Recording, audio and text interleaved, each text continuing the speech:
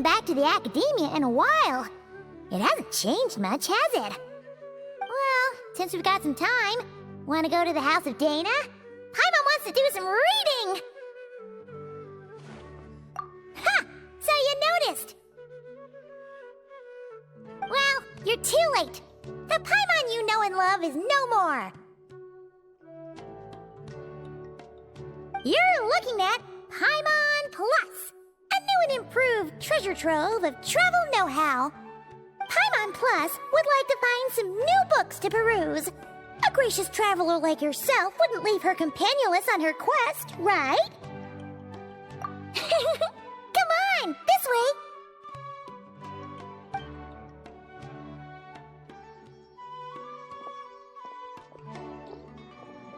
Oh, hey! It's Kale and Cyrus! Wonder what's going on. Let's go see! Well... You know what they say? Learning is a lifelong quest. Which means there's always another chance to read a book. But you never know when the next chance to reunite with an old friend will come along.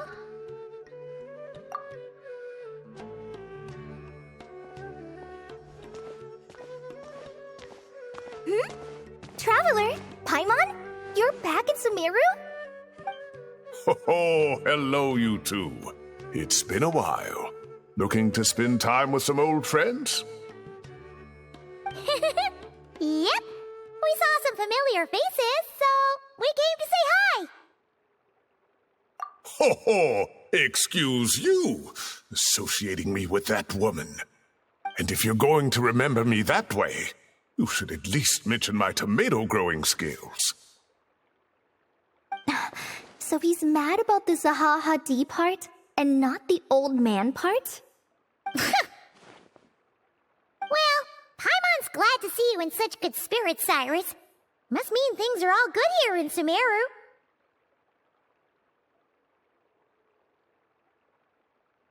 Ah, well, it's quite all right. I'm not the type to take offense at that kind of thing.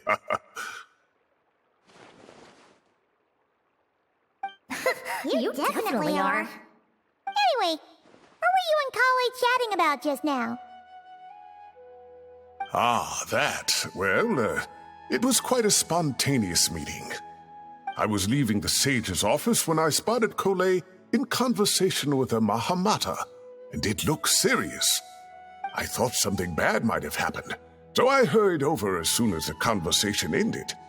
But as it turns out, our Kole is moving up in the world. The academia even hired her as a consultant.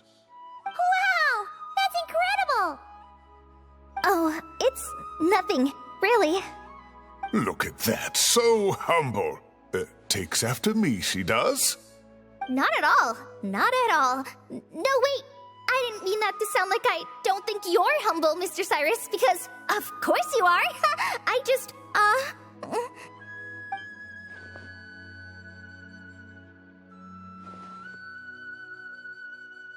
Oh, well, I wouldn't even call myself a consultant. I'm just helping out. Now that the new semester has started, a lot of students and scholars are doing fieldwork for their research. But it can be dangerous for those who don't have a lot of experience in the wild. So, the academia is planning to establish an agency that provides guidance on outdoor survival and rescue for people who need it. Oh, Paimon gets it! So, you're here to explain rainforest survival as a representative of the forest rangers. Yeah, pretty much. Of course, when it comes to tips on deciphering mechanisms or defeating monsters, that's for people who are far more senior than me to handle. And speaking of which, since we're short on manpower, the person in charge at the academia said we're still accepting newcomers. If you're interested, you're welcome to join and share your insights. Ah, seizing the moment. Well done, Kole.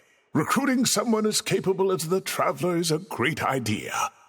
Oh, and just between the four of us, the academia has set aside a generous amount of funding for this project.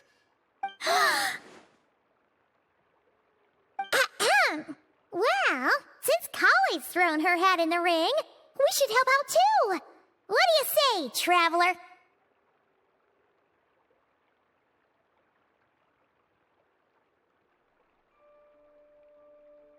Great! We're all supposed to meet up in Aru Village later, so I guess we'll regroup there. I was kinda worried, since Master Tainari isn't around to help this time, but now I feel much better!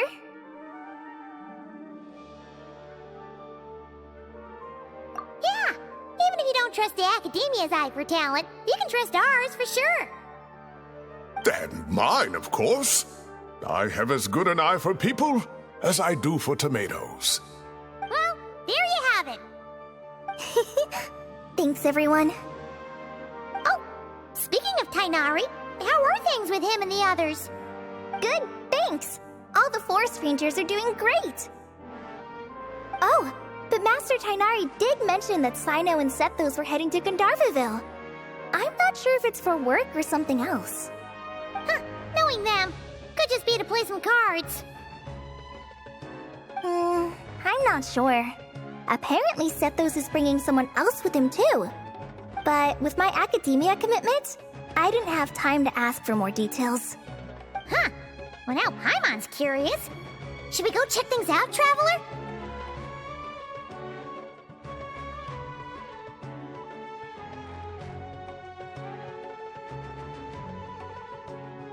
That's true, and I'm sure they've missed you.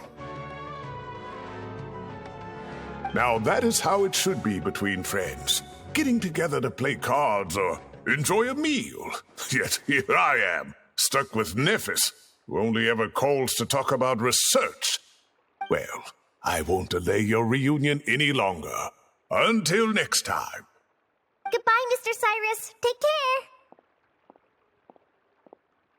All right, I should probably get going too. See you later, guys. Come find me in Aru Village when you're ready. Looking forward to seeing you shine, Kale.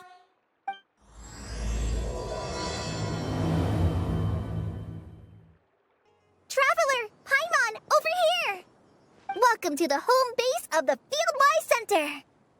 As you can see, the core projects are already up and running, so we can get to work at any time. Huh.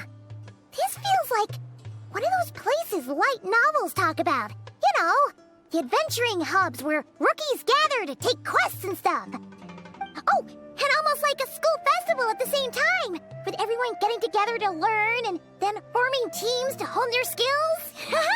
It's so exciting!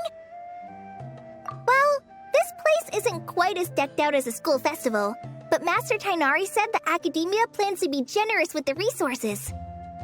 Anyway, before students and researchers head out on dangerous field missions, they can come here for advice and emergency training. We even have professionals on staff that can join their teams to serve as guides or safety personnel. Yeah, you can think of it like a forward operating base, equal parts theoretical training and field practice.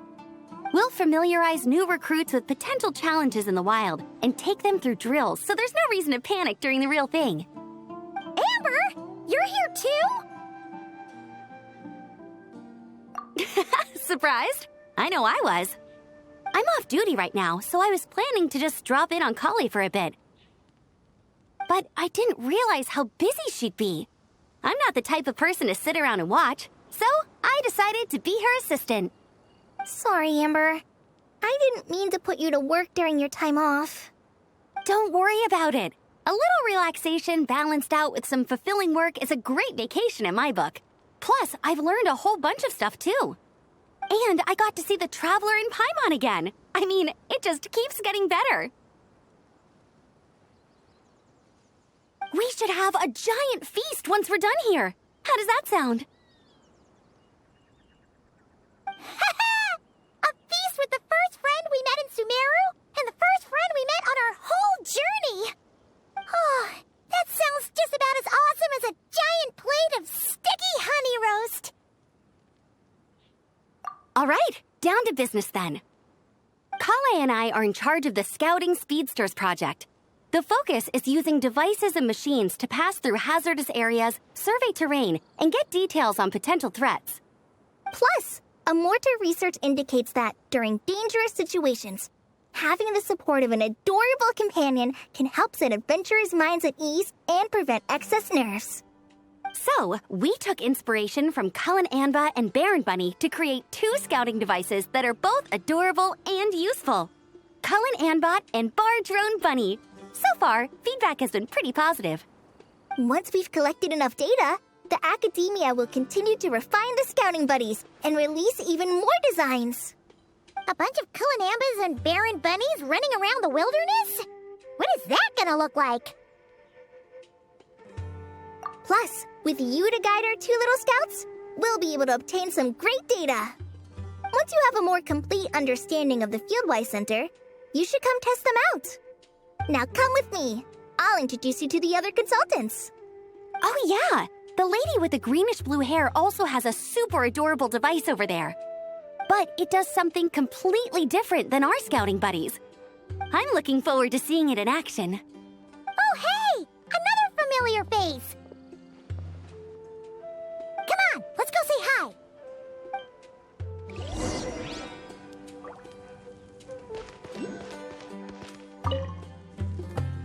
It's really that popular. The internal locomotion mechanism is clever enough, and the execution on the terrain recognition, remote control, and weight detection modules isn't bad. But the appearance... it might as well be a doll for a child. No, this won't do. Madam Farzan, great news! The Traveler and Paimon agreed to join! The Fieldwise Center just leveled up big time, huh? Hello, Madam Farzan! We're here to help! Well, look who the cat dragged in. Excellent job, Kale. Snagging 2 top experts with undeniable adventuring expertise. Now the League won't be able to say a word, no matter what kind of feedback I give.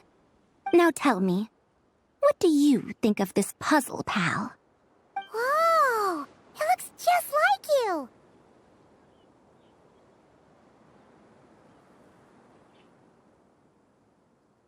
It's a collaboration between my juniors in the Haravatat Darshan, the Puzzlers League, and the Synopsium on Ruin Mechanisms. Clearly, the technological aspect is quite advanced. But the appearance... it couldn't be more childish. You should have seen Anise, defending this design choice with more passion than her thesis. Young people these days. Far too obsessed with making things cute.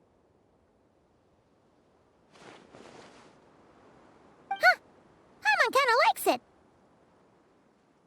Kali and Amber were just saying how cute companions can help adventurers stay calm. With a doll that looks like you by her side, Paimon thinks she could go adventuring in a super dark ruin and not even get scared. Well, that line of thinking does have merit. And I suppose choosing this particular appearance is a sign of their respect. For me. Still, there are adventurers who place greater emphasis on reliability and technical composition. People like that don't just want their devices to be able to survive an avalanche, but to look the part. And for their appearance to reflect the high-tech composition. The fluffiness of this puzzle pal, on the other hand, doesn't give the impression it would be a reliable or formidable device. The appearance may even be distracting. Now picture this. A thick metal casing, square in shape, with a matte finish and openings to showcase the complex technical composition. That would have much more visual impact. I'm the perfect example of this. I have a youthful appearance, and so people question me on occasion. If I had a head of white hair instead, things would be different. Really? Then you want Paimon to talk to them? She has white hair. What? No! That's not the same thing. I didn't realize you had such strict views about this, Madam Farzan. Huh? So, even you prefer this version? Well, if that's what you really think, then fine. You'll have to come back and test it out on some puzzles, Traveler. I'll rate your effectiveness in using the device and come up with a user manual based on your performance. As for improvements to its appearance, long-term observation is required, so I'll put that aside for now. I've already selected a few of the most suitable domains, so we can begin the puzzle-solving process at any time. Thanks, Madame Farazan. I'm just gonna take the Traveler and Paimon to see the final project. But it shouldn't take long. Don't worry, Kale. You're the one in charge here. Just make sure to pace yourself. Once things calm down, come over to see me and we'll have a nice chat. I'll even treat you to some snacks from back in my day. Snacks! Paimon's in! Paimon's in! Thank you, Madame Farazan. I'll bring a few boxes of floral tea as well. Go on now. Do me proud. This last one is a long-term project we're calling the Security Division. Thanks to General Mahamatra Sino, we've been able to bring Dia on as the instructor and Candace as the coordinator. They're putting together a combat test right now, but they should be back soon. Hey, looking for us? I guess we showed up right on cue then. Wait, the Traveler and Paimon are joining as well? That makes things a whole lot easier. Sorry for keeping you waiting, everyone. But we managed to bring back some good intel. Intel? Huh, this is starting to sound intense.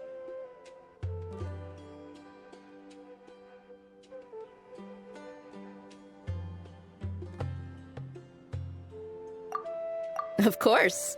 What better way to protect the students than to sweep through the desert and rid it of all potential dangers? Not a bad plan, right? You in? Not the best time for jokes, Dia. Besides, when it comes to striking down danger, the Traveler is a man on a mission. He might take you up on that offer. Defeating anything that might pose a threat? Oh, even if the Traveler worked non-stop, that could still take years. He'd have to stop traveling. Oh, Paimon doesn't even want to think about that.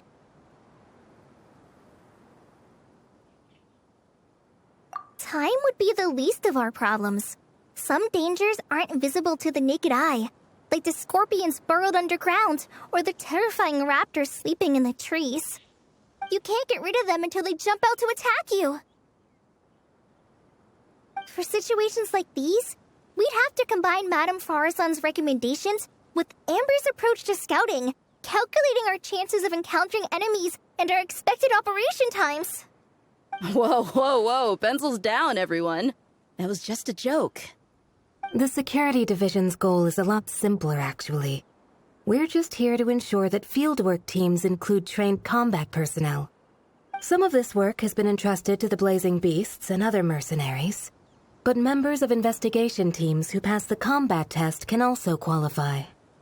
Before an investigation team is allowed to head into a dangerous area, the group must include at least 2 professionals who have passed the assessment. And Dia and I were just out collecting intel on the best place to hold the test. We found a domain filled with monsters and bandits of all levels. Hopefully, they don't mind us borrowing their stomping ground for a bit. It'll only cost a few smacks on the head. Oh, so we just need to supervise, right? That's right. Participant safety is our utmost priority. So we'll organize a group of capable personnel to take it in shifts. We still need to figure out our testing metrics, though. Fighting is different from an actual exam, and there's no one right answer. Mercenaries like me, we all have our own style. That's not a problem in actual combat, but when it comes to teaching, we tend to stick too much to what we're used to. So, we need someone to give us a baseline. Someone who has the experience, but also takes a more flexible approach in combat.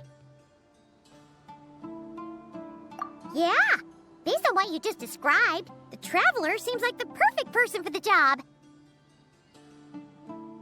Great. Working with you is always a pleasure, Traveler. Smooth as butter on a steak.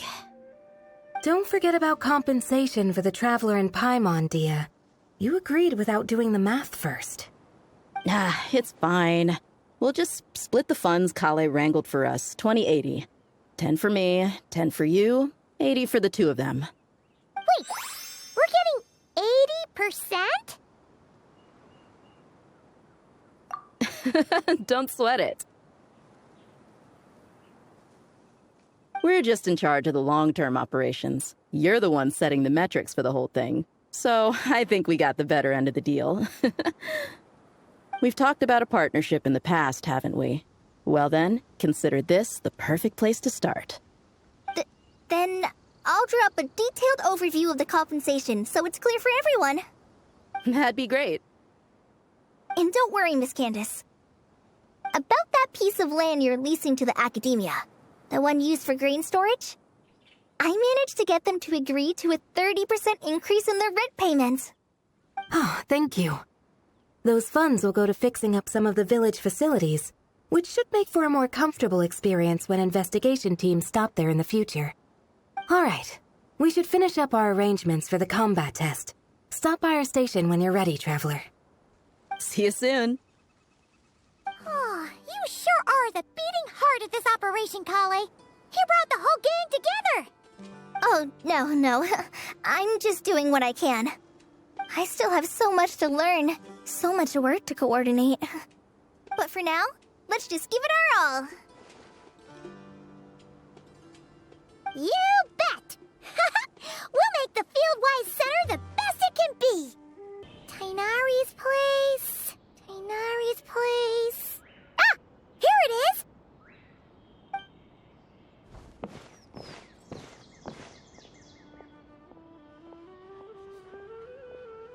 Sino! Sethos!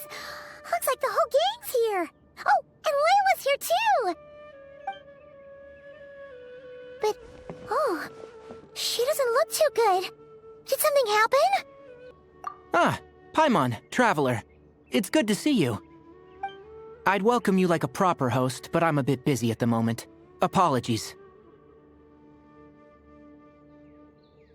No need to look that worried. My observations indicate Miss Layla's condition has improved quite a bit. There's no danger to her mind. She's just fatigued and needs some rest. Excuse me for a moment while I blend some calming incense. I'll let you two explain the situation. All right.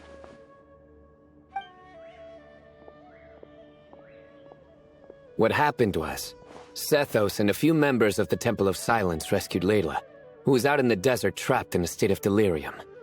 She had to be rescued? Oh, that sounds bad. That's all you're gonna say about it, Sino? I mean, we don't want people jumping to conclusions. That's all I can say about it. The person involved is unable to explain what happened to her, so we're limited in what we know. Sorry. My head... still dizzy. The moons... Exactly how many are there?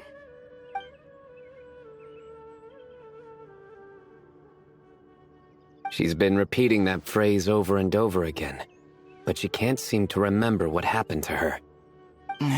We tried a few things back at the Temple of Silence, but we couldn't recover her memories.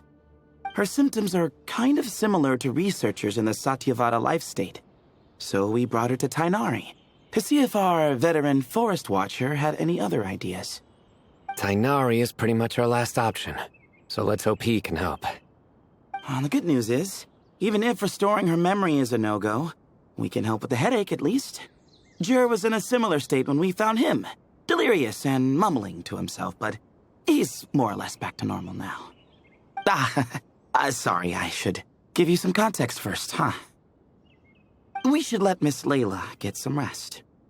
Come with me, you two, and I'll introduce you to the other victim of this incident. Good idea. I'll wait for Tainari here and keep an eye on our patient. All right then, this way.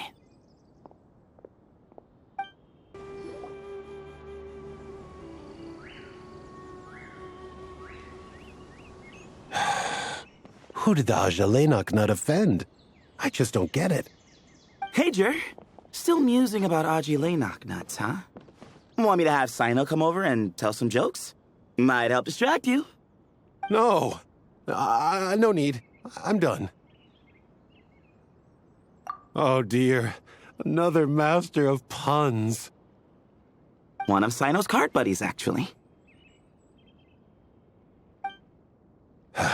I think I might just take that as my cue to head back to the desert. Hold on. So, what's the deal with the Agilenok nuts? Other than the bad Sino jokes. We'll get to that. But first, introductions are in order. This is Jur, a member of the Temple of Silence. And you remember the Traveler, right, Jur? Of course. I'd never forget a participant in the Rite of Duels or the hero who saved Sumeru. Awesome. Could you go over what happened to you one more time, Jur? Our valiant hero is going to help us get to the bottom of this.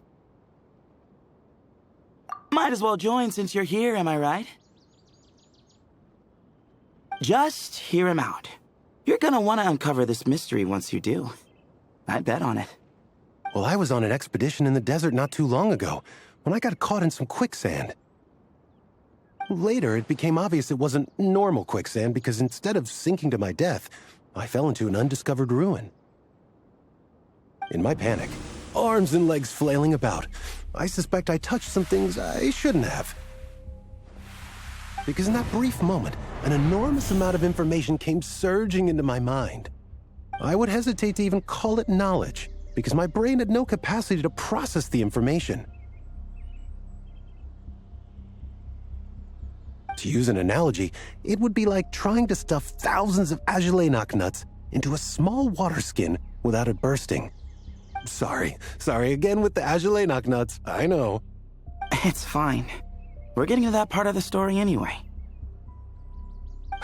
True. Well, just as I was on the verge of madness, a single phrase broke through the storm of thoughts in my head. It was a man's voice saying, "Don't eat Agilenok nuts." What? I know it's hard to believe, but that's what happened. I was saved by the phrase, "Don't eat Agilenok nuts." I'm not sure. I'm not even certain it was a man's voice. It's hard to remember now that I've been repeating it so much myself. Anyway, the good news is I no longer feel like my head is going to explode. Of course, the bad news is that phrase has been stuck in my head for the past few days. Wow. But doesn't it have the opposite effect? Like, the more you say don't eat it, the more you want to eat it?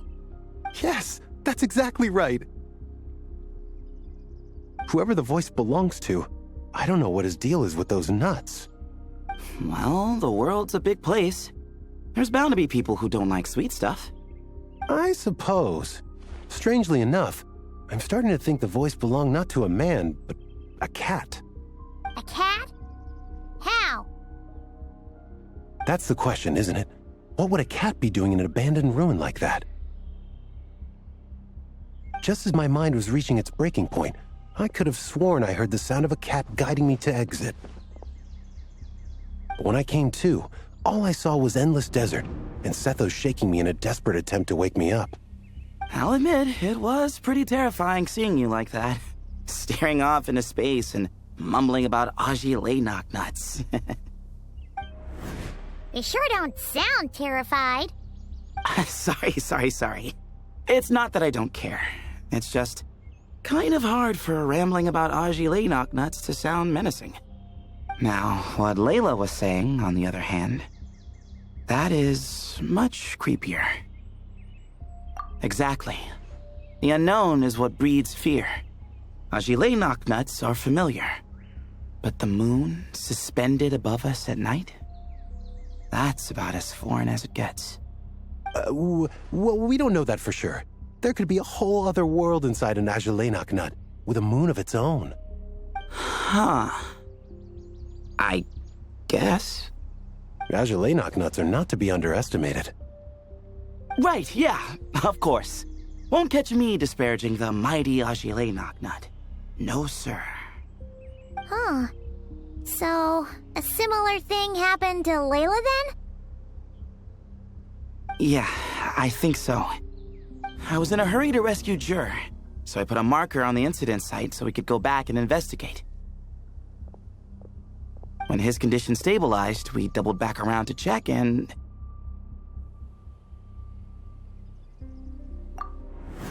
Exactly.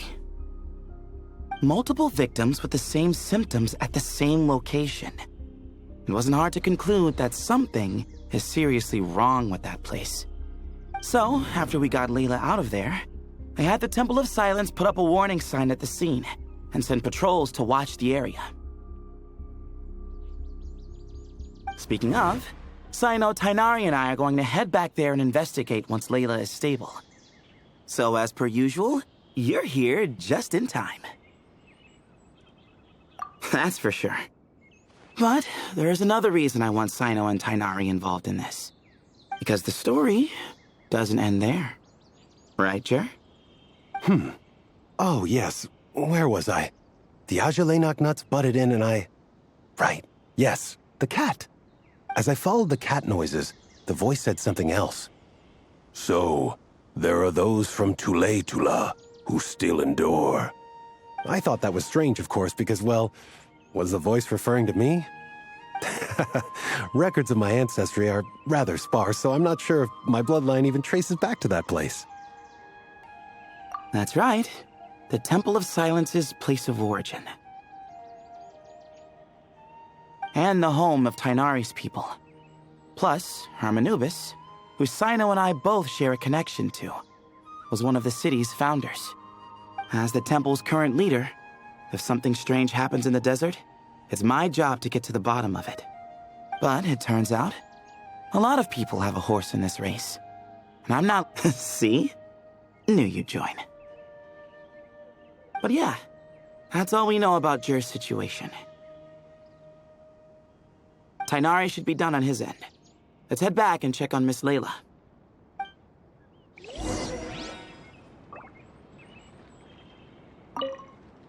There are records in the Temple of Silence that speak of the ancient desert people's love of raising cats.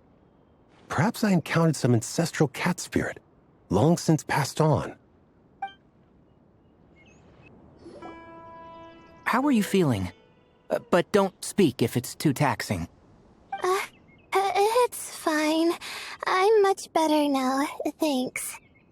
I feel like I haven't slept in 2 days, so pretty much back to normal. Whoa. That's your normal? Traveler, Paimon, I thought I heard your voices earlier. Oh, and, I'm sorry. Huh? You don't have to apologize. He didn't do anything wrong. No, I just mean, I think I'm about to disappoint you. My head was kinda muddled earlier, but I still heard your conversation. I know you're trying to figure out what happened to me, and I want to help. But, I really don't remember anything. Does your head still hurt? No, I feel fine. The incense you made helped a lot. I'm still hearing those words in my head, but other than that, I'm okay. It's just, all I remember are those words. Everything else is a total blank. One moment I was heading to the stargazing point I'd calculated, and the next, I was on my back in the sand. The same phrase playing over and over again in my mind. How many moons are there in the sky? Sethos, did your friend Jer suffer from memory loss too? Not really.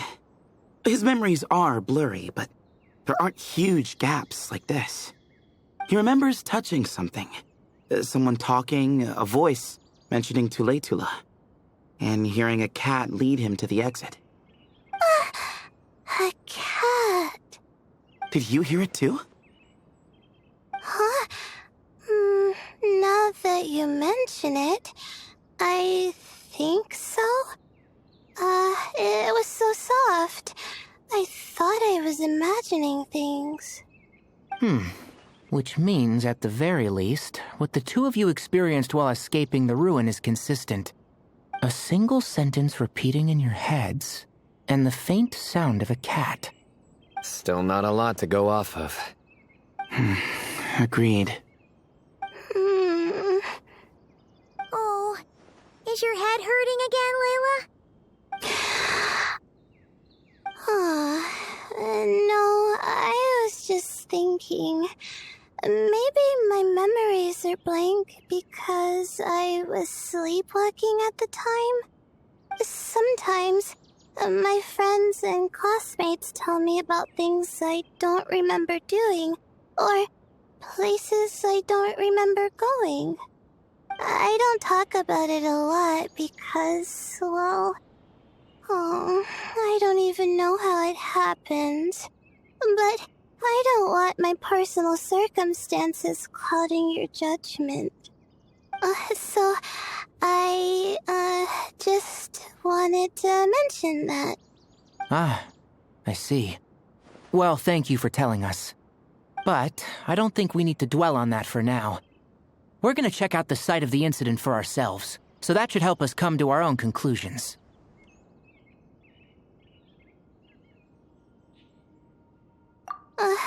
Okay. Then could I come too?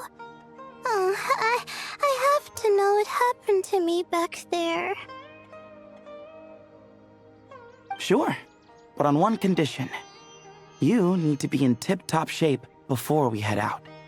If your condition isn't stable enough before then, we'll have to figure out something else. Of course. No problem. Well, I'm more concerned about Tainari. You sure you'll be alright in the desert? You say that like I'll evaporate on first contact with sand or something. Call it curiosity. If this concerns my ancestors, I want to figure out what's going on. Anyway, as long as I take things slow when the sun's out, I should be fine with the right preparation. Besides, it's a good idea to have a doctor on hand in case of emergencies. So long as our doctor doesn't become the emergency. Well, if that happens, I suppose I'll just have to rely on the kindness of my entourage to haul me back home. All right, well, that all sounds good to me. Let's meet in 2 days like we agreed. Jer and I are gonna head back to the Temple of Silence to do some research in the meantime. See you in a couple days. Sounds good.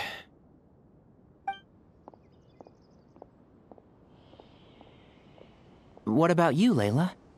If you feel like you need more rest, I can arrange a room for you to stay in. No need. I've asked enough of you as it is. Besides, I feel a lot better. I should make it back to my dorm, no problem. You sure? Don't push it too hard, or you might end up sleepwalking along the way. Don't worry, I'll be fine. I have other things I need to do anyway. Like letting my advisor and classmates know that I'm fine. Adjusting my stargazing schedule. Things like that. If I don't get it all done, I doubt I'll be able to sit still, let alone stay here and get some rest. I'm not so sure that's... a much better idea. Thank you, Traveler. Of course, if anything starts to feel off, come back for a checkup right away. You'd better listen to him, Layla, or he'll feed you tasteless slop as a punishment. Punishment? You're the one who caught a cold. You're supposed to eat light when that happens. Besides, with your nose stuffed up like that, you couldn't taste anything to begin with. Huh. Is that so? And here I thought it was an intestinal issue. Should have seen that coming. You're off the clock, so now it's time for puns, huh? Oh, brother, not this again. Don't worry, Paimon. I understand. If you want me to stop, then... Then? You'll have to call a plumber. Tell them someone's gotta pipe down. This is getting more insufferable.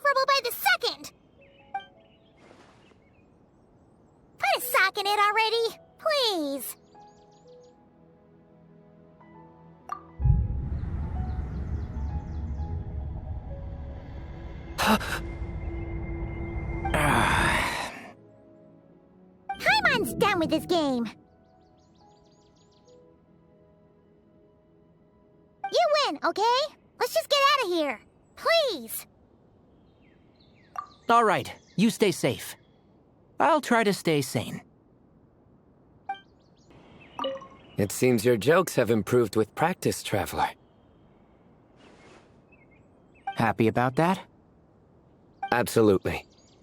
Finally, someone to share the load. You know what? Kale's helping out the academia, but I haven't had the chance to check on her. Why don't you do me a favor and go do that? Hold on. I thought you were having me over for dinner. Moons. Azulenok nuts. Moons. Azulenok nuts? Are the moons going nuts? Oh no! Looks like Paimon's caught the brain bug too! She can't stop thinking about those two things! Oh, Paimon's gotta clear her head. But how? Aha! Got it! The cafe over there! Why don't we head over for a quick pick-me-up?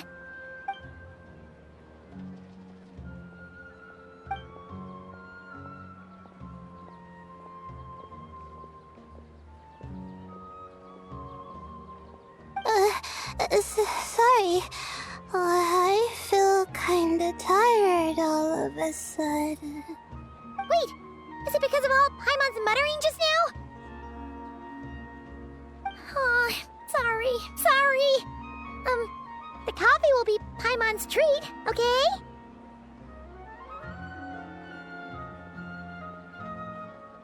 Hey, you make it sound like Paimon's stingy or something. Well, she'll just have to show you her true colors.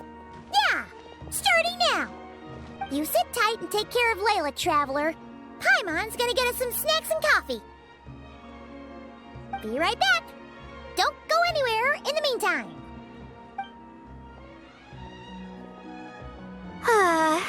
She's pushing herself again as always. Saw right through me, huh? I apologize for the sudden emergence, but I didn't have any other options. Well, that's true. So, for our sake and your safety, allow me to fill in the gaps in her memory. That's right. Layla was already in bad shape, stressing about her new study topic, focusing on the stars instead of her surroundings. By the time she realized the danger she was in, it was too late.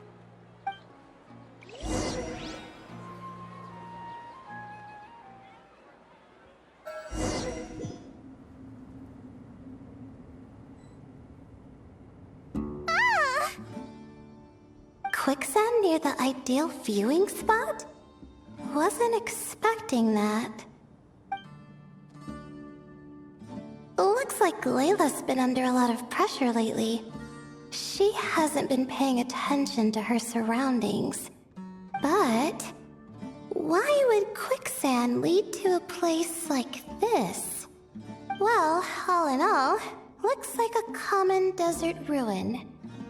Guess there's nothing to do but try to find a way out. Oh, Layla, what have you gotten yourself into this time?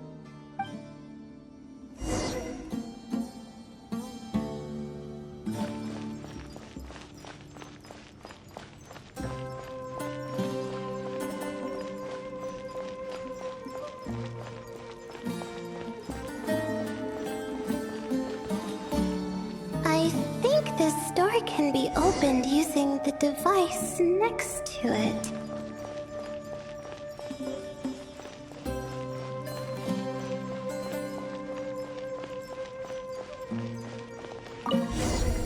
Just like I thought. Ugh, what was that? My head. It hurts. Is Layla waking up? No, that's not it.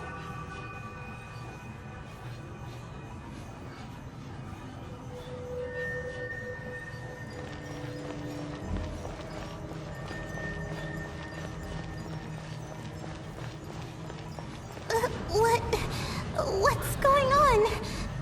It's too much.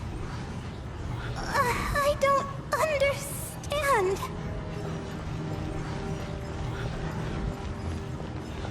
The ground is...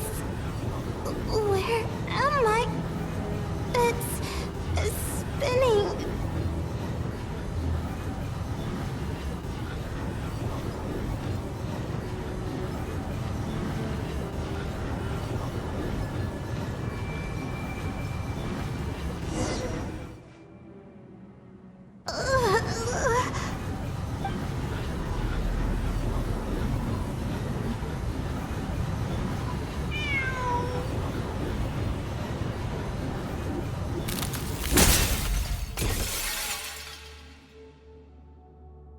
How many moons are there in the sky? How many moons are there in the sky? Okay, information isn't rushing into my brain anymore. That's good. How many moons are there in the sky? My head hurts, but there are no more dark spots in my vision, and I can see in front of me. Still... How many moons are there in the sky? What's going on? The same thought keeps popping into my head. What does it mean? How many moons are there in the sky? Isn't there just one? A cat? I think there was one earlier, too.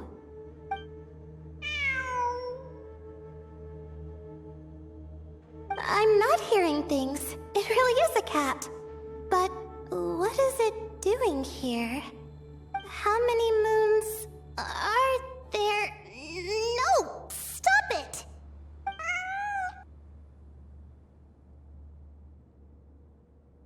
Does it want me to follow its cries? Well, it's not like I've got other options.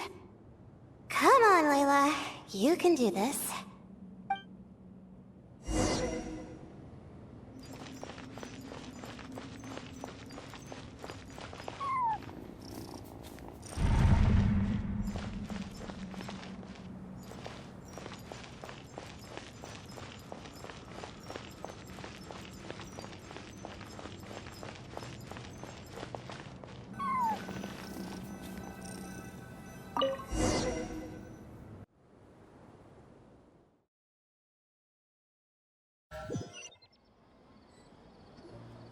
And so, I followed the cat's cries to find my way out. It was quite a kind creature. It didn't even leave until the other me started to wake up. Thinking back, it all started when I touched that device. I've heard fellow students talk about it before, how the desert is full of objects that do strange things. Sometimes it's just a minor inconvenience, but other times devices like that can cause massive trouble. Of course. I forgot how much adventuring experience you have. Still, carrying an umbrella doesn't mean you can't get soaked, so just be careful and stay away from unknown devices. No need to thank me. You and Layla are about to head into dangerous territory together. You need to be safe so she can be safe. Well, I think that about sums it up. Ah, and just in time. Your coffee's here. Traveler? A little help over here?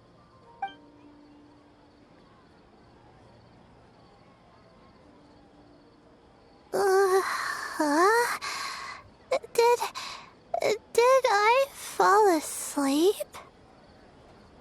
Wow! Paimon didn't even know she had such an impressive skill. Ha! Does that mean since Paimon bought this coffee, it would just make you sleepier? A beverage that puts people to sleep. Better saved for work hours, I think. What? So you can nap on the job? Who does that? Huh? Oh.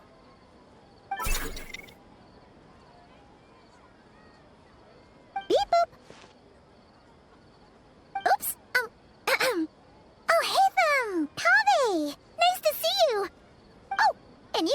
Marak.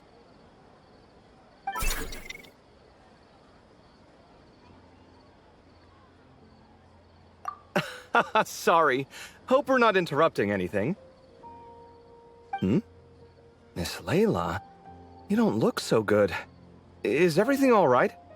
Oh, I'm fine. I was sleeping just now, so I'm still a bit... Ah, I see. And we woke you, didn't we? I'm sorry. We shouldn't have been so loud. No, you didn't. I didn't mean it like that. Sorry.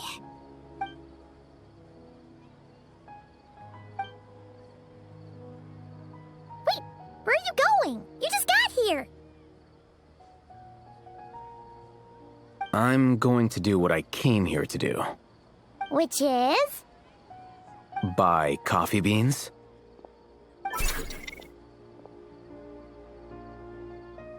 Huh? You're going too? Marak! Fine. Run off with him. See if I care. Well, looks like I get you to myself.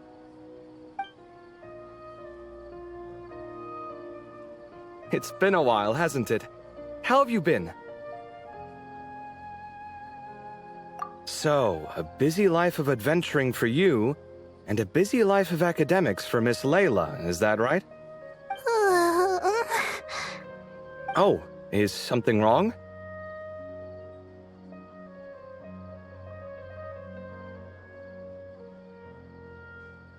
Ah, the desert's not always the friendliest place, that's for sure. And from the look on your faces, I'm guessing this problem's not resolved?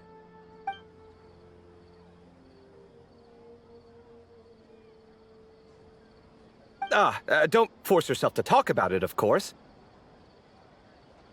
But I've worked on several projects in the desert before, so if there's anything I can do to help, just say the word. No, I don't have anything to hide. It's just complicated, so explaining might take time. Ah, well, lucky for us, I've got that in spades. Yes, you have been quite sedentary recently. Excuse me? I've been going about work as normal, thank you. And, might I add, you do way less work than me. I do the amount of work that is required of me. Ah, yes, you and your stellar work ethic. The stuff of legends. Oh, now look what you've done. I've lost my train of thought. Where were we? The problem in the desert. Wait, you were listening earlier? Oh, we're giving the silent treatment now? Mature, very mature. Continue, Miss Layla. I'm curious as to how this incident unfolded. What did I tell you? This one doesn't have enough to do. Alright. Well...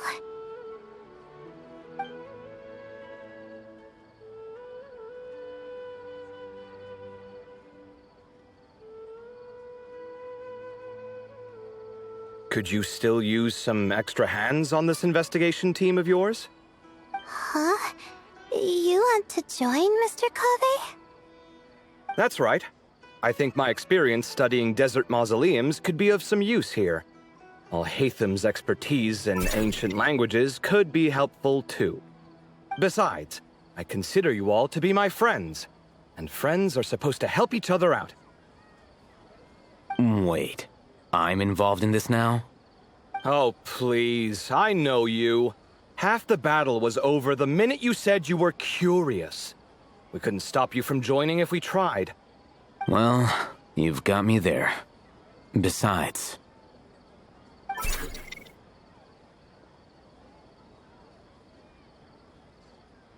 This suitcase of yours has been jumping at the chance to volunteer for a while now. I imagine... You imagine? Mechanical life forms might also feel homesick from time to time. Huh. Huh. Now that you mention it, Arak's core was a component sourced from the desert. That could prove useful. You're sure you want to come with us? It could be dangerous. Oh, I'm sure. All the more reason to recruit as much help as possible. It's important to count on friends at times like these. Our pleasure. It's a plan, then.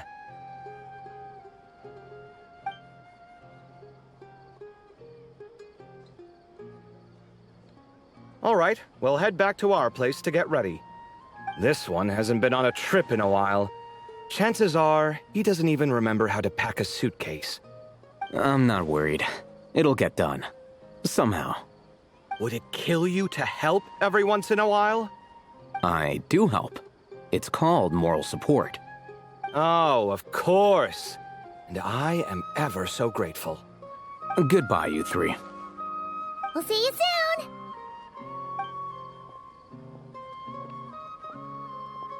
Oh, and Kaveh, your coffee beans! You were too busy glaring at Alhaitham, you almost forgot them!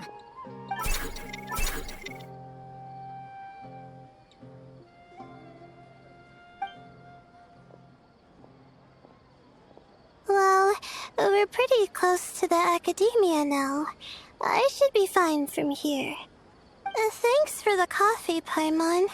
I feel much better now. Right. I'll follow the doctor's orders.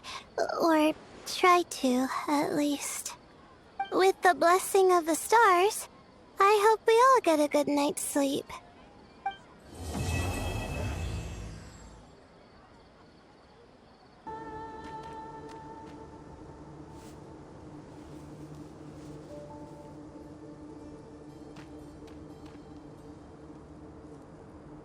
Looking at the map, we should be getting close. Speaking of which, the closer we get, the more Paimon's heart feels like it's beating out of her chest. Excitement.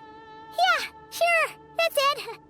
Oh look, it's Tainari and the others. Everyone's here bright and early. Yeah, the desert's a pretty harsh environment.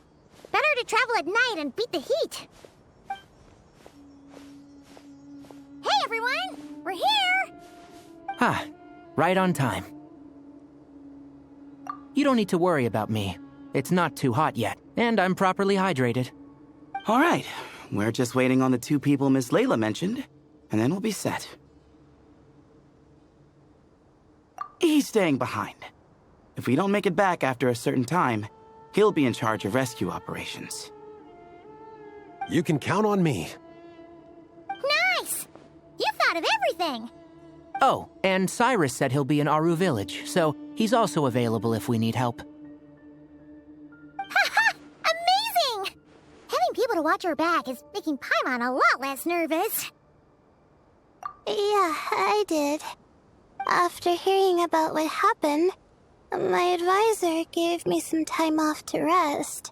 So, my studies are on hold for now. Then, does your advisor know you're back in the desert to investigate? Yes, but I was only allowed to come after I mentioned that General Mahamatra would be there too. Haha! Quite the reputation you've got there, Sino. Something wrong? You haven't said a word this whole time. Are you in a bad mood or something? No.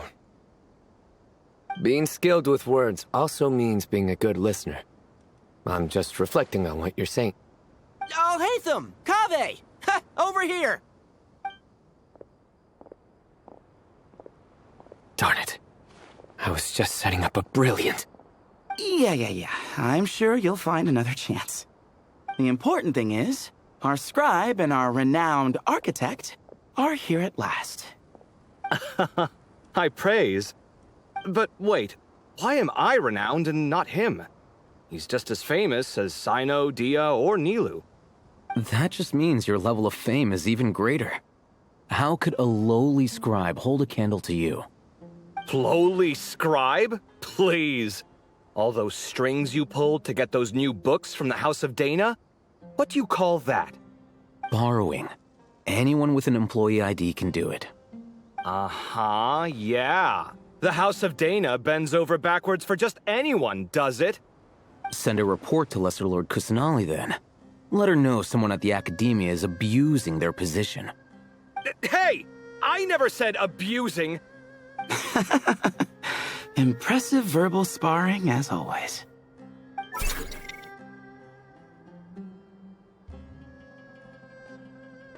Oh, hello to you too, Marak.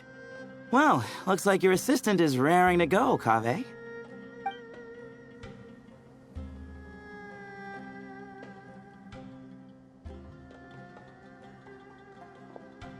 So, I say we get this show on the road. No sense delaying the inevitable.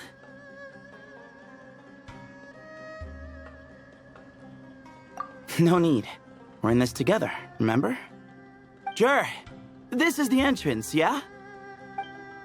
Yes. Perfect. Then, if we're all set, let's get moving.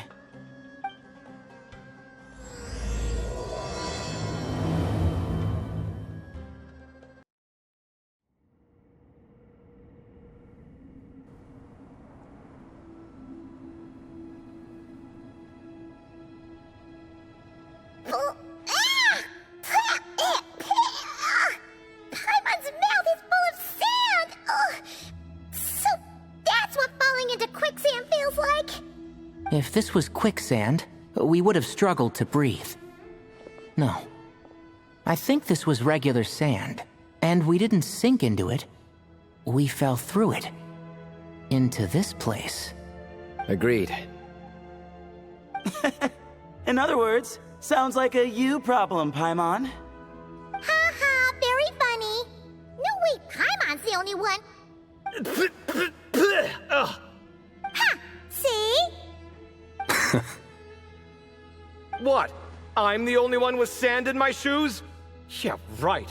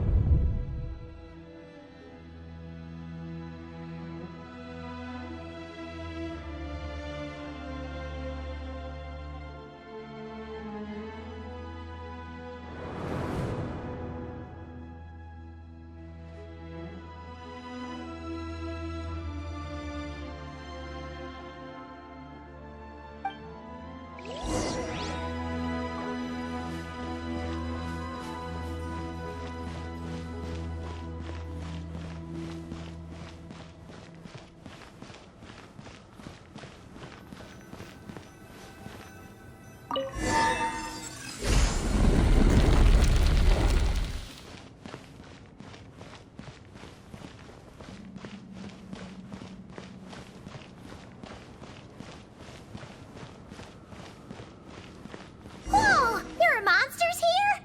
Jur didn't say anything about that. Probably means he didn't run into any.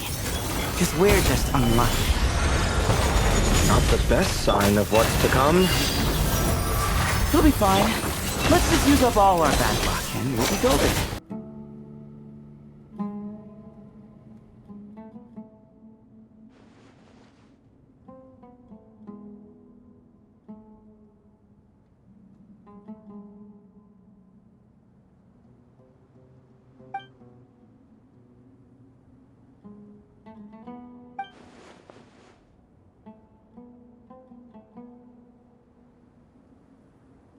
Well, that goes without saying. Fair point. There's just one problem, though. The only way forward is through that door. Oh, is it time to hunt for a key? Paimon loves this part. Don't worry, with our adventuring experience, we'll find it no problem. Let's get searching.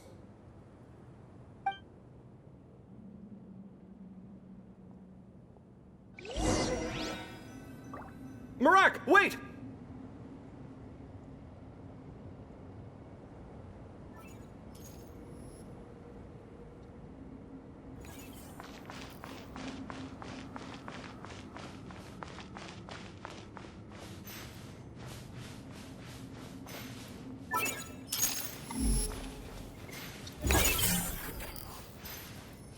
Marak seems interested in these jars.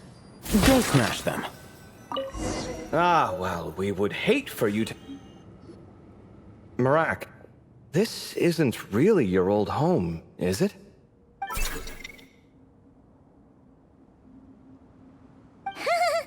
No idea what that means, but Marak does sound pretty happy. So, mechanical life forms do have the capacity to miss home. A novel discovery. Well, with Marak leading the way, we should be safe, right?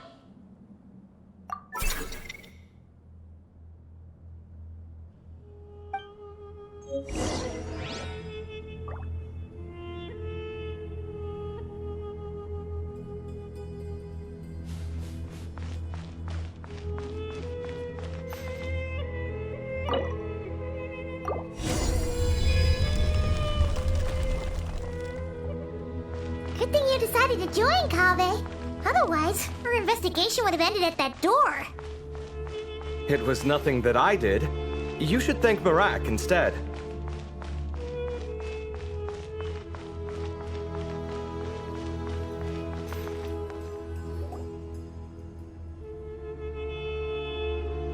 Hold on. At this rate, Paimon's gonna lose her title as best guy to a mechanical suitcase.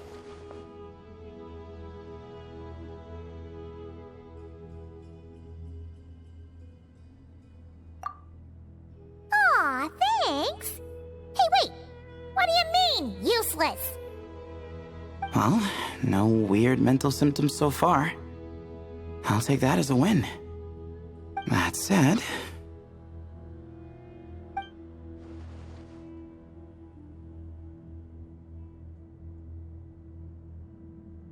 There are 3 doors here. So, we split up. Divide and conquer. Otherwise, this whole thing is in ruins. No pun intended on that last part. I swear. Yeah, that might be our best option.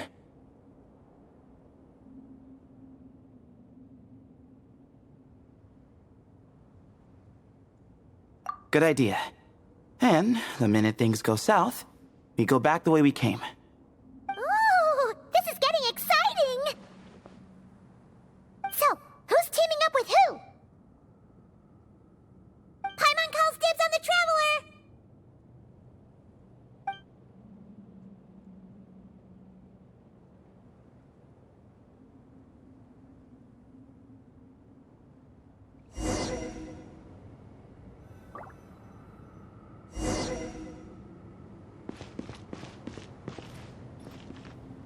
Huh. This takes me back. The last time we were in the desert together, the 2 of you came all the way out here to gang up on me. Oh? Sounds like someone's holding a grudge. Just what I like to hear. If you're still hung up on that last one, just name the time and place. And we'll have ourselves another thrilling... duel. Huh. What's with the awkward pause? Were you expecting me to stop you from saying something stupid? You two can have 1,000 duels for all I care, after we're done here. For now, focus on the task at hand.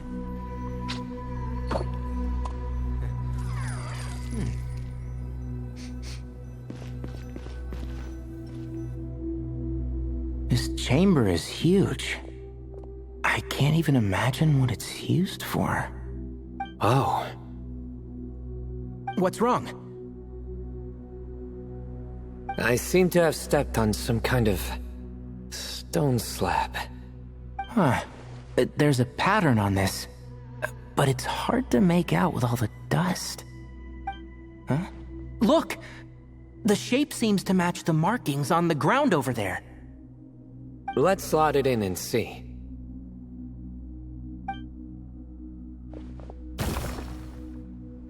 And we have a match. Looks like we need to find the other 3 broken slabs. Let's search the area, but be careful where you step.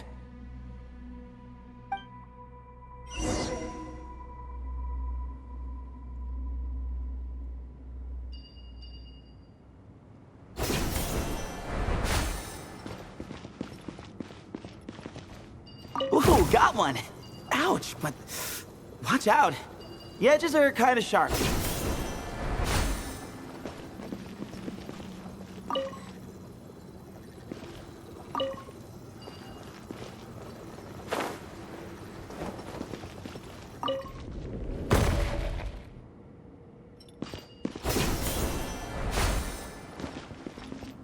Got the third piece.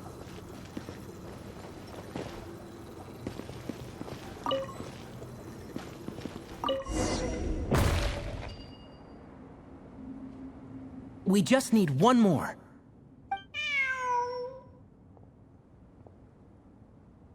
Huh. Look, a cat. Could it be the same one Jer mentioned? I don't think we need to worry about startling him. He doesn't seem afraid of people. Yeah. If anything, it seems like he wants us to follow.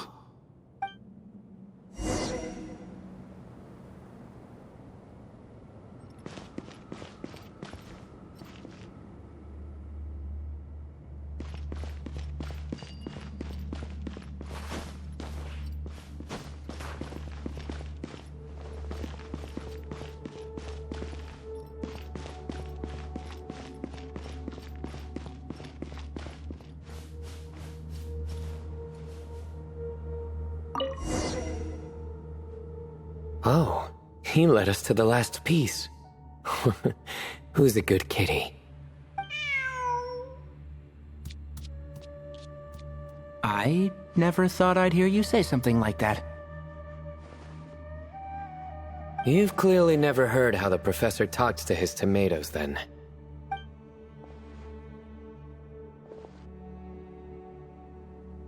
All right, well, that's that.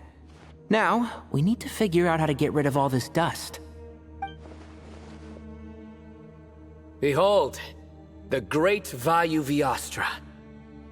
Be honest. You've been waiting to say that for how long now? Just activate the mechanism.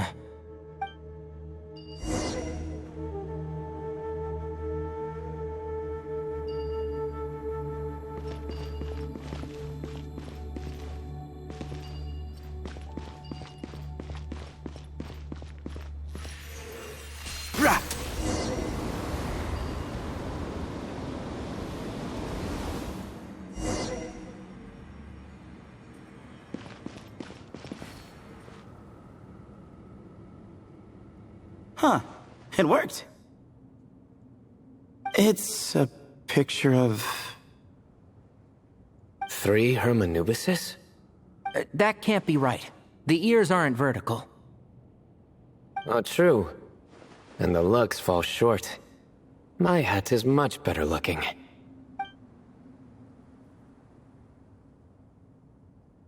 A goat, an ibis, and a crocodile. Oh, wow. Our botanist knows more than just plants. Riveting observation. I was just thinking. These 3 figures look a lot like the 7 pillars of King Deshret. That's right. These are our colleagues. Our what now? You sure about that? Just kidding. But what I meant by that is, these were Hermanubis' colleagues back then. The middle one is the Goat King Hereshef, Minister of Ministers, the god Amun's most trusted chancellor. Records say he was the deputy king of the Desert Sands, chief among the 7 pillars. Someone even more impressive than Hermanubis? I wonder if that ever got his goat. Sorry, couldn't resist.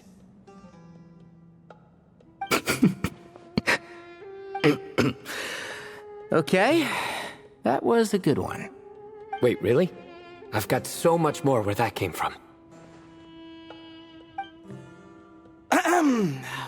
Where were we?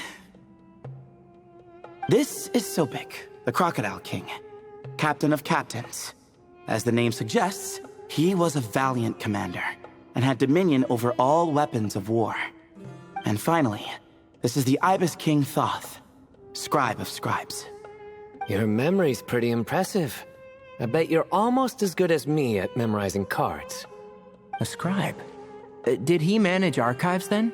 like Alhaitham? Wait, that's all Alhaitham does? I never knew being an academia scribe was such a cushy job. Well, that's how his friend put it, anyway. But it does seem like he has a lot of free time. Well, I don't know much about the academia, but I'm sure the Ibis King had more responsibilities than that. The temple's records say he represented the wisest aspects of King Deshret, inventing the desert script and arcane arts at his king's command. He must have been quite the impressive man, then. Or creature, depending on how you look at it. Still, why are these three the only ones represented here? What about the other pillars of King Deshret? Maybe because the three of them were extra close? Huh. Kinda like us. Oh yeah! Maybe we should have someone inscribe us on a commemorative stone slab, too. Or, we could just take a picture. It would serve the same purpose. Anyway, no more distractions. Huh. Doesn't it look like there's writing carved into the corner? Huh. There is. And it's in the ancient desert script, too. Looks like the Ibis King left you some homework. Give me a sec. I'll try and translate it. The ministers are unvirtuous. The scribes, unwise. The captains, unworthy. My end is not humanity's end. Hereby bestow upon you all the far side of eternity. Wait, so they went to Aru? It doesn't sound like it was their idea. The far side of eternity is said to be the final land of dreams for all desert dwellers. But if such a place did exist, wouldn't it also be an inescapable prison? Yes, and based on the writing here, it's clear King Deshret wasn't pleased with these three.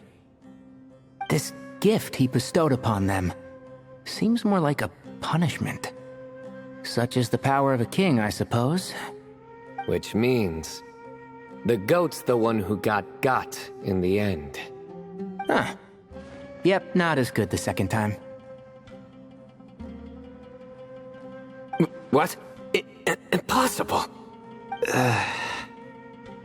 Well, looks like that's all we can learn here. Should we keep going? Yes, no time to waste.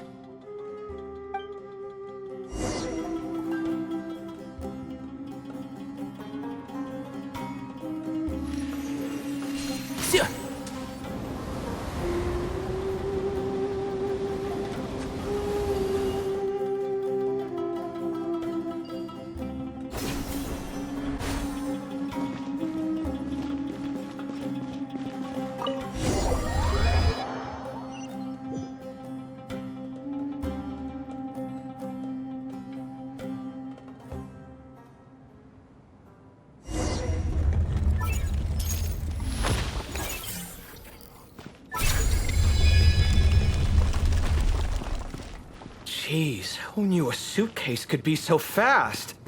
Marak is nothing like this when it comes to housework. Hey, wait up! A scout's job is to take the lead. Just let Marak figure it out. Easy for you to say. I'll be the one doing the repairs if something happens. Why don't you go scout ahead then? When I think of a comeback, I'll let you know. Oh, Marak stopped. What is it? Found something? Looks like something covered in sand. Let's get it out then. Come on. Oh, it's a stone slab. Good job, Marak.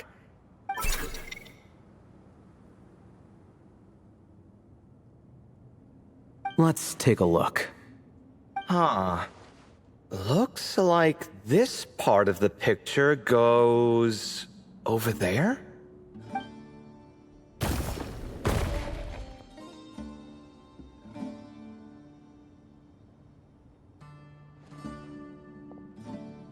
In that case, there must be other pieces. All right, and let's look around. Hey! Why are you sitting down? I thought Marak was helping. Oh, so you do know what that word means. Great. Are we supposed to just sit back while Marak does all the work? No, I doubt you could do that. Exactly. But I can.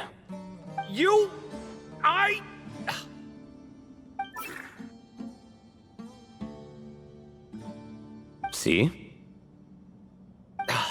It's all coming back to me. How insufferable it is to work with this no-good, do-nothing... We could be more efficient, I agree. I'll work on this piece. You take care of the rest.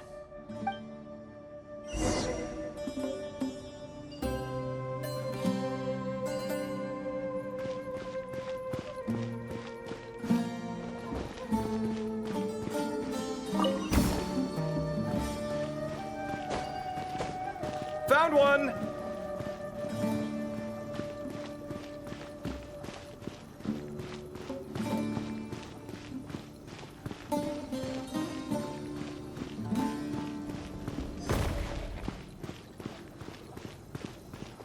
Good teamwork.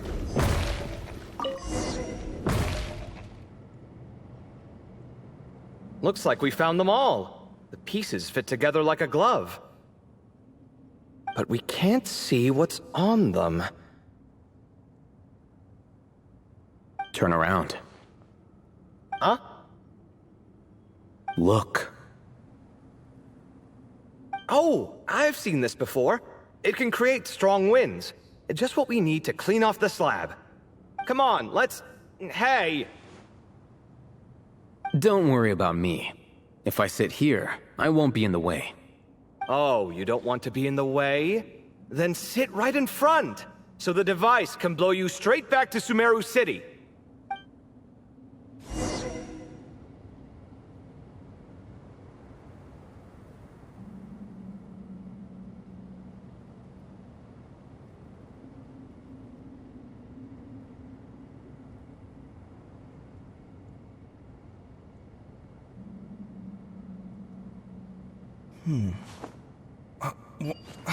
Where's my key?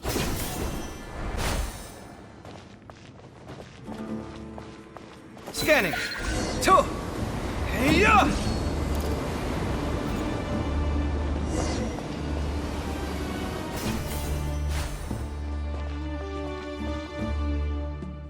Done. Huh. That's one big cat. And there's a shattered crown. I think it's depicting some kind of story. Look, there's writing too. The Ibis King answered the young noble, granting him the wisdom he sought. But the fragile crown was shattered by lies in the end. Here I leave the name, Gudars. Gudars? I've seen that name in a history book before. He was a young noble who sought to save his realm, and a king who once united the desert. That's right. Although his methods were rather shameful. During his long reign, he betrayed his family and the nobles who supported him, only realizing the error of his ways after his enemies left him nowhere to turn. But by then, it was too late. Seems like a common occurrence across history. Different people, same mistakes. It's an inevitable pattern, destined to repeat itself.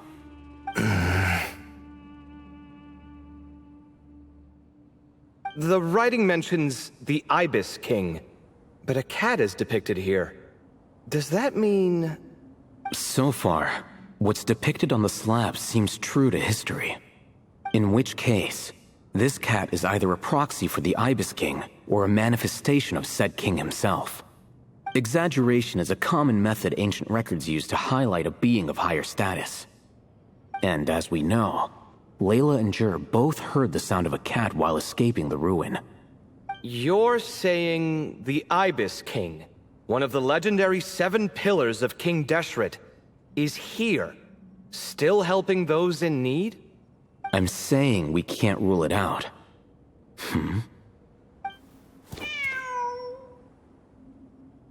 Wait, there it is! The cat!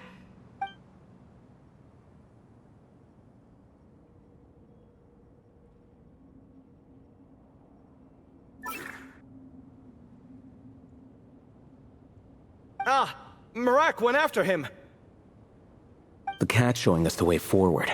Come, let's follow. Okay.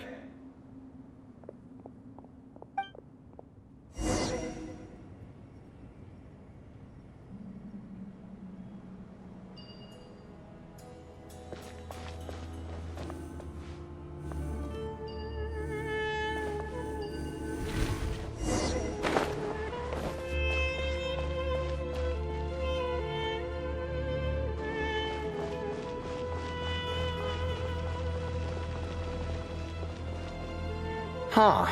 The cat's gone. Yes, but look where he led us.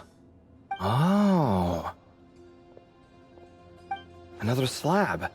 It looks similar to the last one.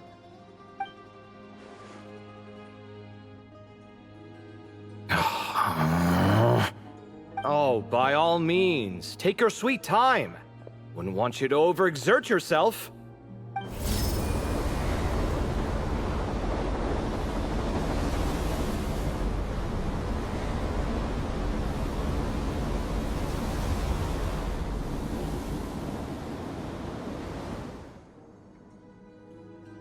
Huh.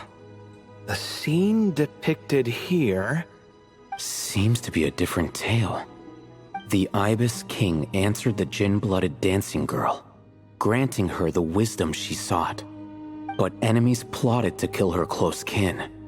Snake venom was her self-chosen end. Here I leave the name. Makaira. The Temptress of Woe? You've heard of her? Of course. I don't just sit around doodling all day. She's mentioned in tons of papers about the desert. As I recall, she was given as a gift to the tyrant king of Gurabad, and later seized the opportunity to kill him. After getting her vengeance, she reigned as queen for many years, until her enemies attempted a coup, and she took her own life. That's more or less the version I've read as well. It seems this queen also had dealings with the Ibis King. Yeah, I'm starting to find this whole granting wisdom business a bit concerning. I mean, considering how Gudar's and Makaira ended up, it might not have been a good thing. But, at the same time, if the cat guiding us is linked to the Ibis King, then he doesn't seem like a villain either. People are complicated. And the same is true of the servants of the gods, no matter their wisdom or power. Let's reserve judgment for now and keep moving.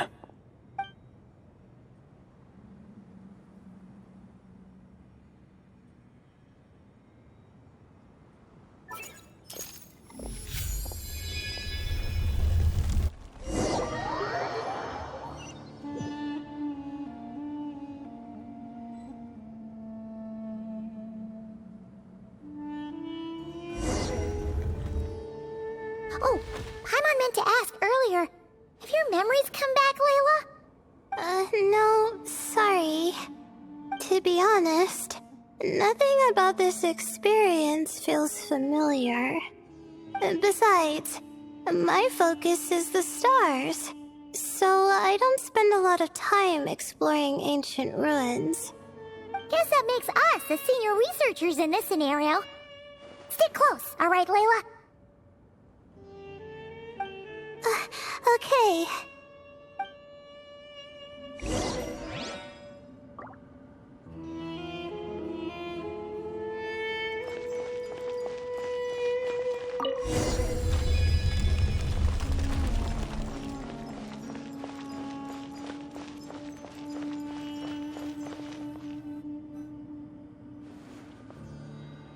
Wow. What a tall ceiling. Yeah. But for such a big place, it's so empty. Like no one ever lived here. Sure must have been boring to live in ancient times, staring at ceilings all day. Now that you mention it, I've heard some people used to draw star maps on their vaulted ceilings. Some might even make them transparent to better observe the movement of the stars. It sounds so nice. Stargazing from the comfort of your own home. Wait a second. I think I see something up there.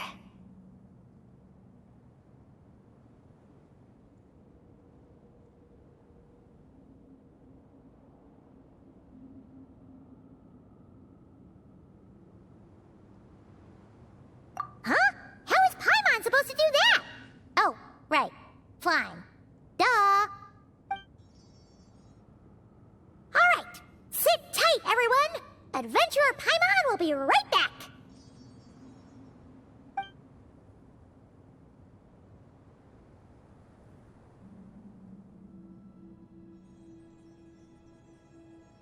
Okay. So, there's nothing super special up there. Just a couple of shelves, tables, jars, and scrolls. And a whole bunch of dust, dirt, and sand. You really want to search through all that stuff? Well, when you put it that way... Come on, then. Let's see what we've got. Paimon... Thanks. I'll stick close.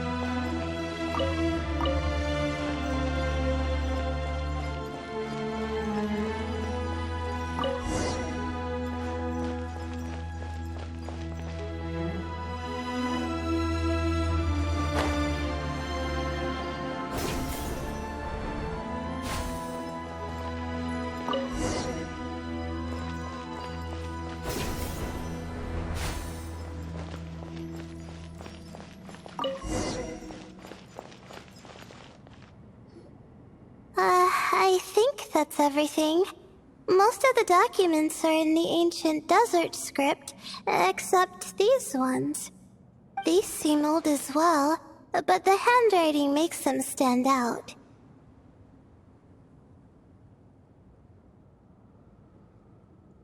Right! Let's arrange them in chronological order before we read through.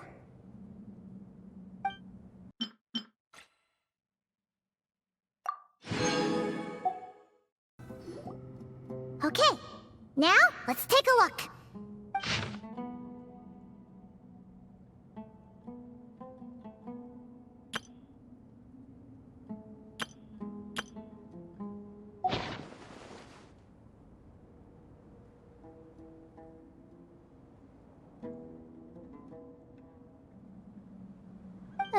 Maybe this person fell in by accident, like Mr. Jur and me.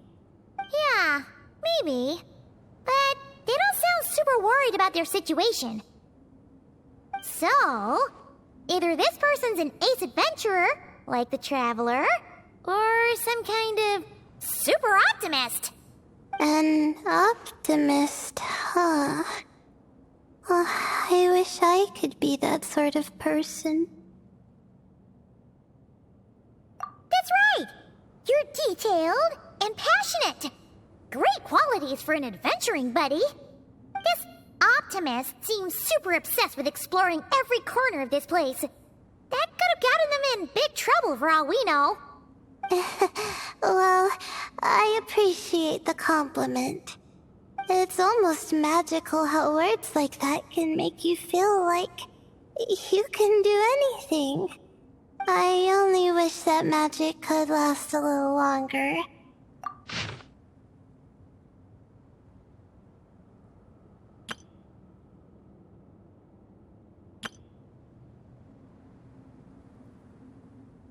Oh, looks like you were spot on, Paimon. See? Told ya! That's what happens when you don't think things through. And all this talk about seniors and juniors, he was a student just like you, Layla. Whew, he sure talks a big talk for a student, though. You'd think he was some kind of old scholar instead. Huh. wrong? No, not at all. I was just thinking, and this might sound rude, but you noticed too. I mean, it's good that he helped treat his companion's wound, but it didn't seem like it was out of kindness. More like he was looking out for his own self-interest, or thought he could get something out of it. I don't know. Maybe I'm reading too much into it. Yeah. If you're both in this dangerous situation together, wouldn't you mention them at least once? If it were Paimon, she would write down the name of every single person she was with. No one would be able to get away. Actually, I find Paimon's approach quite sensible. It makes sense from a safety perspective, too. That way, if anyone came to the rescue, the notes would be able to tell them everything they needed to know. Whoa! That's genius-level thinking! Well, I learned that from Madame Farzan, actually. I'm not speaking from personal experience or anything. Oh, no! I'm just a student. It's fine! You taught us something, so you're our teacher. Simple as that. Anyway, from the looks of things, the student who left these notes behind was pretty weird. Let's keep reading.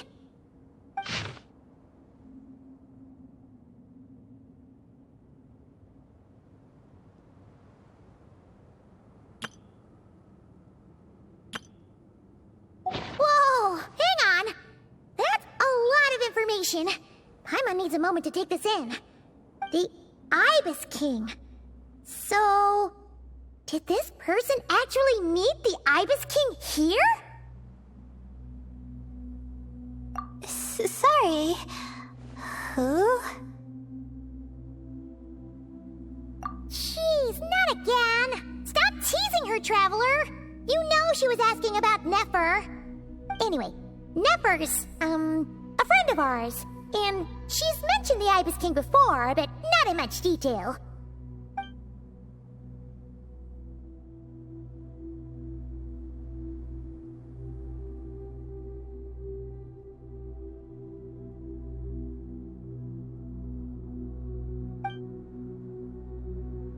Oh, I see. Well, that's not too surprising. Most people in Sumeru know about King Deshret, and most in the academia have at least some knowledge on the 7 pillars. Legend has it, King Deshret ruled the desert at the head of several wise retainers, guiding their people to pursue the limits of wisdom. He also left behind treasures for future generations, which continue to be relevant in nearly every research discipline. Now, this message indicates this student and his senior were rescued by the Ibis King. But to think it's possible to meet him in a place like this... We don't know when these notes were written, but didn't the 7 pillars disappear a long time ago? Yeah, the notes made it sound like his powers were restricted. Also, the mention of this form? What is that supposed to mean? I'm not sure. Let's keep reading.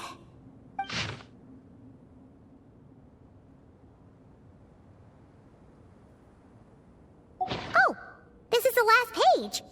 There's even a signature at the end. Well, sounds like they made it out.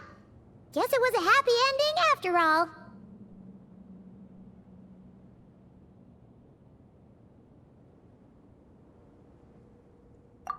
Wait, but it says, the Ibis King cannot be trusted. Huh. Our friend said something similar. That the Ibis King was a liar. And the notes did make it seem like something wasn't quite right with him. Maybe he wasn't one of the 7 pillars at all, but some kind of con artist. Huh? What's that supposed to mean? I think Paimon raises a good point. Let's keep our guard up just in case. Alright, I think that's all the clues around here. How about we... Oh, it's Marak! That means Kaveh and the others should be around here, right? Hello? Anyone up there? Can you hear us? Yeah, we can! You know, sound travels just fine in an empty chamber like this. You don't have to shout. Of course, if you're shouting to express your excitement at being reunited, by all means, pretend I never said anything. Yelling like this is kinda exhausting. Come on, let's head back down.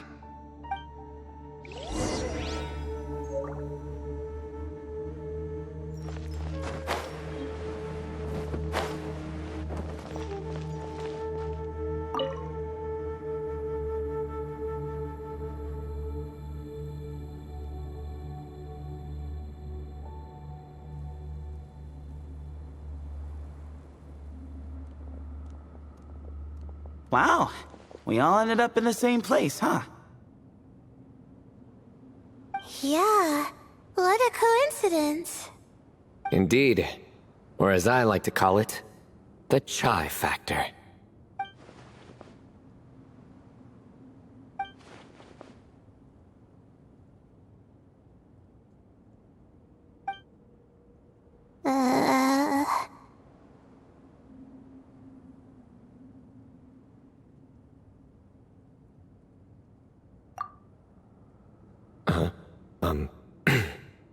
No reply? Just say it. All right. Because it's spice to sweet brew again. Oh, hey, that's a new version. Oh, wait, what? You've never heard that one?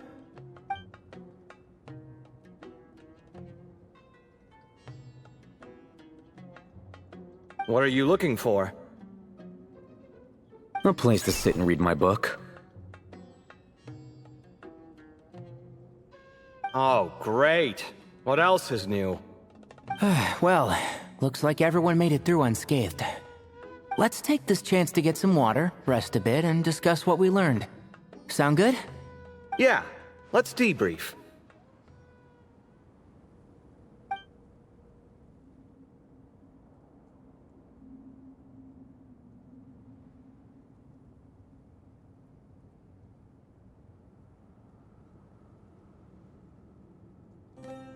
Okay, so we all learned a lot, but it feels like we ended up with even more questions. Yeah, but one thing's for sure. This place is tied to the Ibis King in some way. Hey, Sino. You're the current representative of Hermanubis. Can you call him up for a sec? Of course. Just let me sense his presence.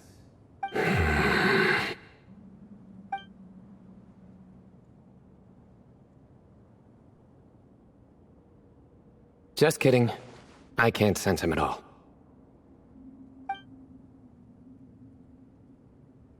Jeez, Sethos. Did you set him up for that one? What are you, a two-man act? Sorry, Hermanubis isn't like the Ibis King. He can possess me, but I can't talk to him whenever I want. Oh, truly? Does that mean he's gone? Oh, I would have liked to reminisce about old times with him. Ah, the cat!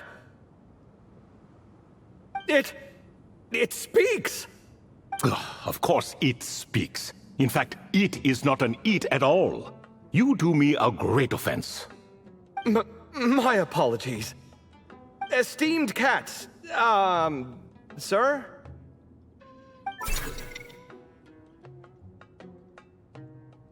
Oh, this little contraption is still here. Contraption? No, this is Marak. Which means you do his assistant a great offense. Huh?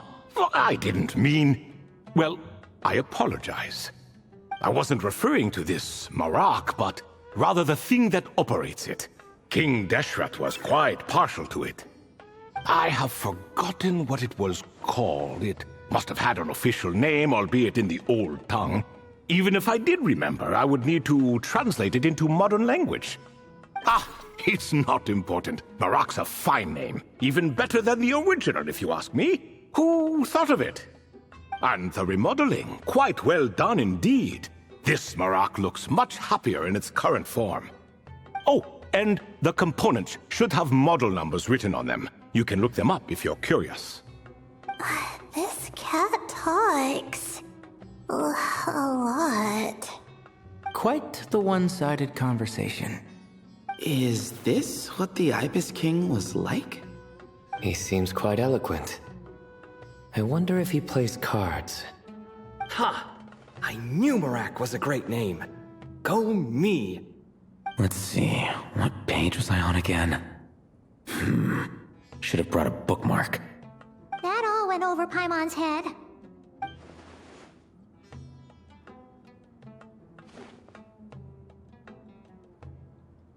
Hello indeed.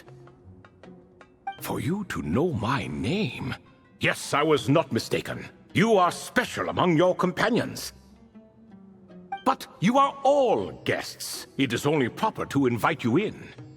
Come then, this way.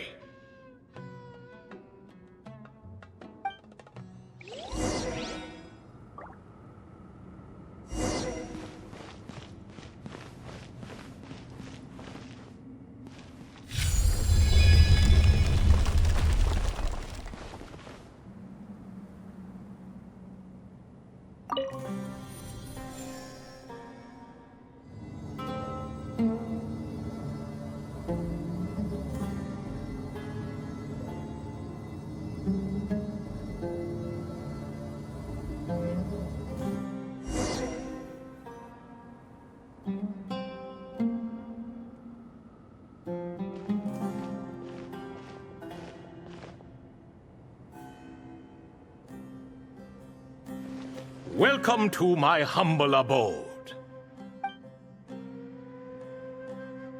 Oh, your house sure is spacious, Lord Ibis King. I fear it's not quite what it used to be. In fact, it has long ceased to be my home at all. It belongs to the descendants of the cats I once raised. Such adorable creatures, aren't they? Take the one I'm borrowing here, for instance. A chubby fellow with such lovely fur. Anyway, tradition dictates that a special guest such as yourself be presented with a gift. Alas, it's a first-come, first-served basis, you see. I fear with the passage of time, none are left. What? So the treasure's gone already? Treasure, you say? Not an inaccurate description. Yes, and no. I have the power to grant gifts inaccessible to the masses. The only requirement is answering a question. Not a bad deal, yes? Of course, my questions were given unto me by King Deshret, who in turn received them from the Mistress of Flowers. There are 3, and no more. What causes our rise and fall? What obliterates love and hate? What determines truth and falsehood? The more he talks, the less Paimon understands. I see. That must mean Gudars and Makaira managed to answer 2 of the 3. Another who understands. Oh, so that's the event those 2 slabs are depicting. Ah, priests and their records. A singular obsession, and quite boring, too. After being imprisoned within Aru, I could, on occasion, take the form of a cat to converse with those around me. But I despised speaking to them. No conversational skills whatsoever. Now, humans like you who stumble in here from time to time, you are much more interesting. Hold on! We're getting off topic again. The 3 questions you just mentioned? What are they for, exactly? Ah, that is a story that begins with King Deshret. And we're in for another long one. Nostalgia for the past is common to us all, is it not? And our king, he was such a proud, solemn man in those days. He watched us speak of the present and the future, of the wisdom we possessed or were about to obtain. We were his proud retainers, confident in our belief that, so long as each one of us used our abilities to the fullest, progress was inevitable. Yet, King Deshret's ambition was not destined to be allowed in a closed-off world such as this, so nothing went as planned. In fact, from the beginning, there were signs an outcome of this nature was inevitable, because although there were 7 pillars, one was forever absent. Al-Ahmar would insist the Dendro Dragon Sovereign was one of us, but the dragon herself rejected that idea. Huh. Like a card you can never seem to draw from your deck. More like a card that was never in the deck to begin with. Alas, that's just who Al-Ahmar was. There was nothing we could do about that. And I always preferred chess to cards. In the end, life grew unbearable for our king. But, of course, those who remain must continue to live on. But subjects like us were less fortunate. After all, the fate of a retainer is decided by the king, including the chance to walk away.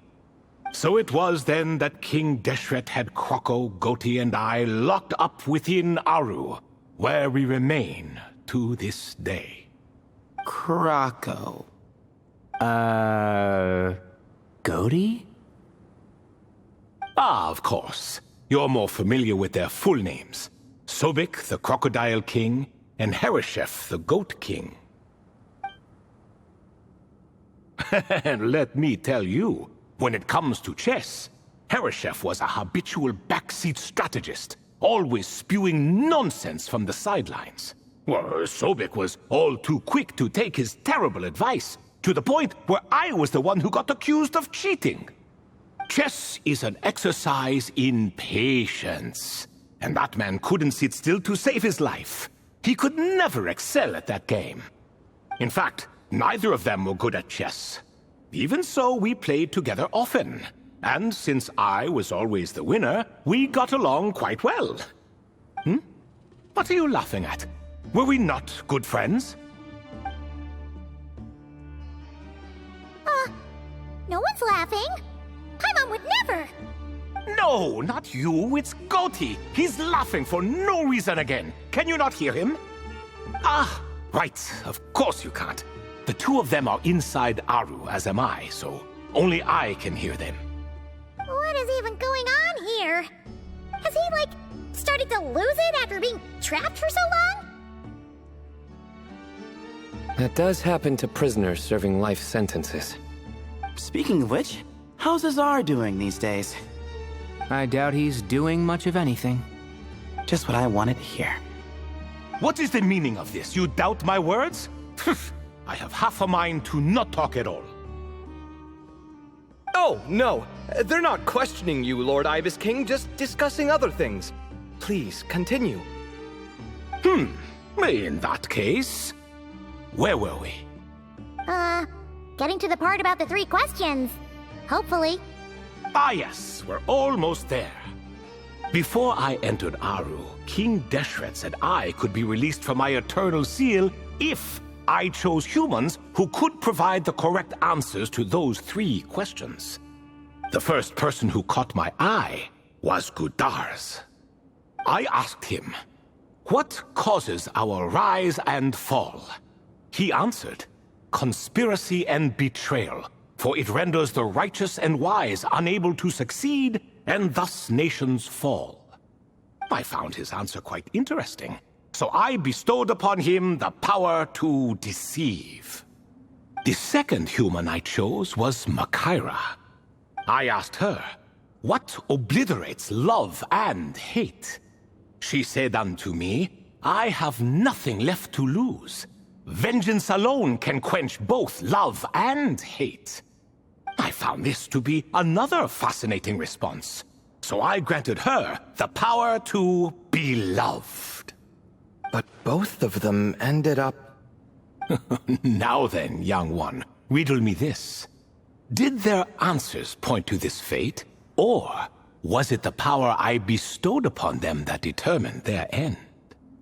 I'm just an observer who doesn't understand their circumstances, so I can't answer. A clever reply. I do not wish to comment either. It is all in the past at this point. My only wish was for their answers to be acknowledged by King Deshret's rules, and bring me one step closer to freedom. As for the final person, her fate remains to be seen, so I will not reveal her name.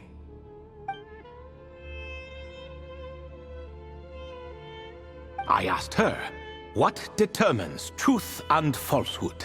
And found her answer quite compelling, so I bestowed upon her a gift to match.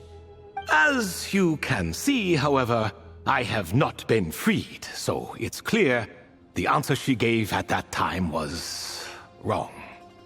But, alas, 3 people were chosen, and 3 questions were asked. So now all I can do is wait. Wait until her wisdom is in line with the rules set forth by my king. Until she has found the true answer to that question. No wonder there was no third stone slab then. Or perhaps you're just not ready to include her in the story. Though that might be a generous interpretation. Well, it's not merely because her story remains unfinished. As the remaining priests of this place left, or passed on, there were none left to record the events that followed. Besides, stone slabs are few and far between in the Great Red Sands. In the sprawling desert, very few things or people even manage to leave a trace. But sometimes I can't help but wonder, if that young man from several centuries ago had been willing to answer my question, would I have left Aru by now? Wait, so there was someone else? Of course, it has been thousands of years after all. All sorts of people have stumbled upon this place, but I only chose the special ones. That young man had such a singular intelligence, though his companion, by contrast, was rather average. The author of those notes we found? The student named Zandik? Ah, yes, I think that was his name. In truth, I was unsure whether I should grant him my third remaining gift. He was, of course, exceedingly clever, but he was also mistrustful and narcissistic in equal measure, and there did not seem to be a line he was unwilling to cross. Too much power could be dangerous in the hands of someone like him, so I found myself rather relieved when he declined my gift. Oh, he turned you down? Did he give a reason? Yes. He said he didn't need it.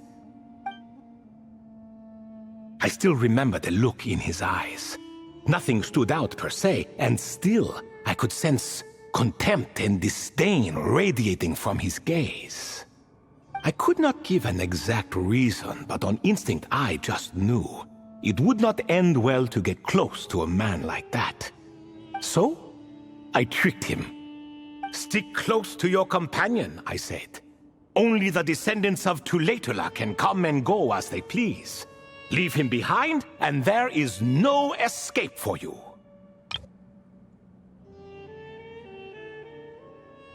So, does that mean his companion wasn't a descendant of Tulatula? Oh no, that part was true. The lie was in the other half. Anyone can enter or exit this place. There are no restrictions. I saw that his companion was exhausted and was concerned Zandik might leave him behind, or worse, that some other accident might befall him. So I made up an excuse to prevent Zandik from going a step too far. Oh, and speaking of, Sandik's companion had the same blue hair and pointed ears as you.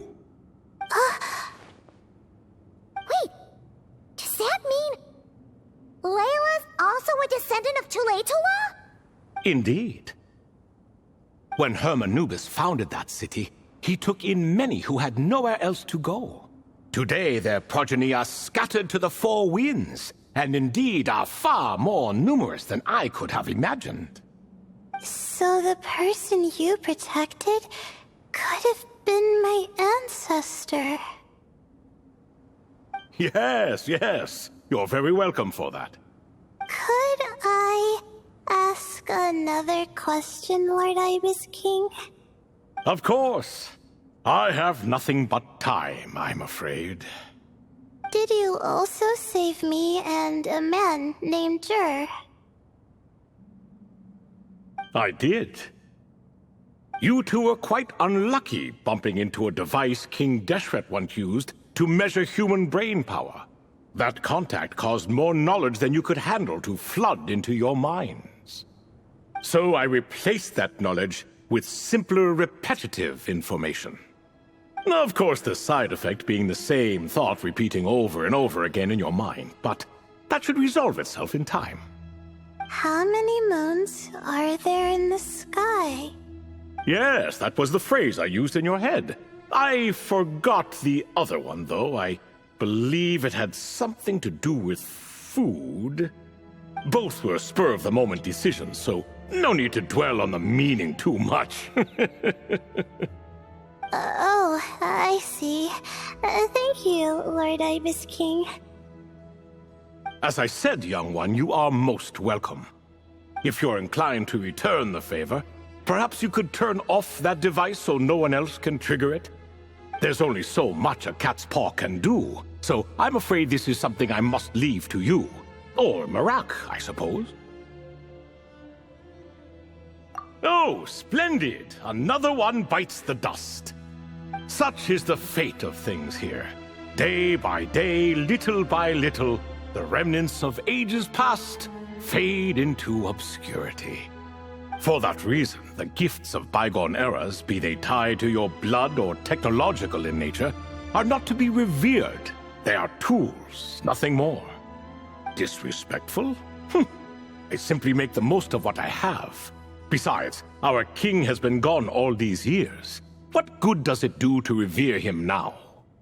Oh, are you talking to the Goat King again? No, Croco this time. He's pestering me for another game of chess. Says he wants to even the score. Wishful thinking, if you ask me. If we counted one push-up for every loss, he'd owe me 300,000 by now. Of course, that's just a rough estimate. I've never kept count. It appears that's something you like. Being someone unable to be defeated. I suppose so. All right then. Time for me to extend my winning streak, and for you all to head home.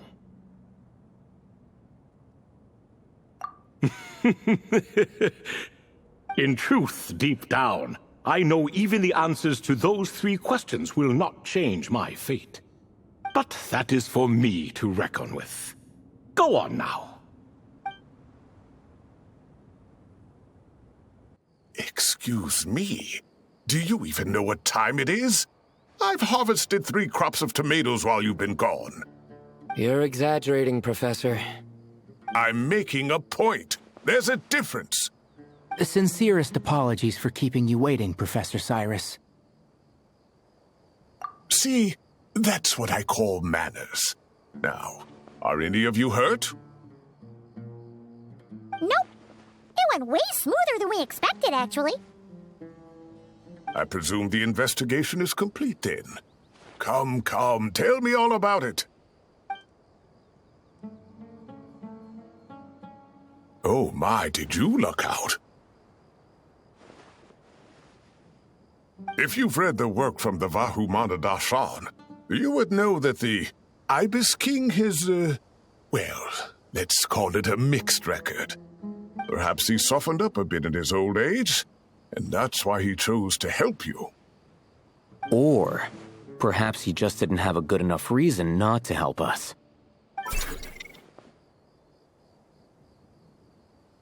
See? Marak agrees. How do you even know that's what Marak meant? That could have just been a happy noise. In any case, there's a lot to be happy about. We figured out what happened to Layla and Jur, and there were some unexpected takeaways too. Yeah, I never expected to learn about my ancestry. I've always thought of myself as just an ordinary student. I never would have even considered something like that could be true. Come to think of it, our ancestors might even have been friends at some point. Huh? You're right. Maybe I should take a trip back home to see if I can find any records about that. Oh, I was just throwing that out there. I wouldn't want you to go to the trouble. It's fine. My advisor gave me a break, and I still have a few days left, so... Oh, wait. My study topic. I haven't made any progress at all. No. I need to focus on that instead.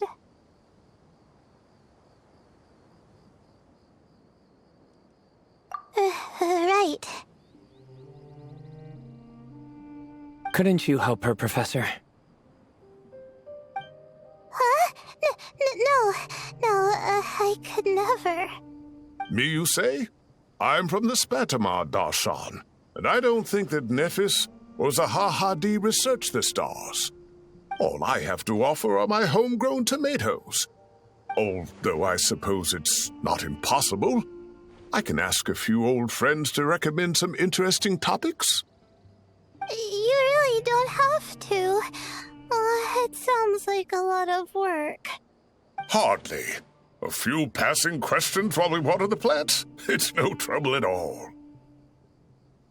Thank you so much. Of course. Now it's getting late, and you all must be tired. Let's wrap things up here. Some say desert nights are the sun taking mercy on us after the heat of the day. So, let's leave while she still feels merciful.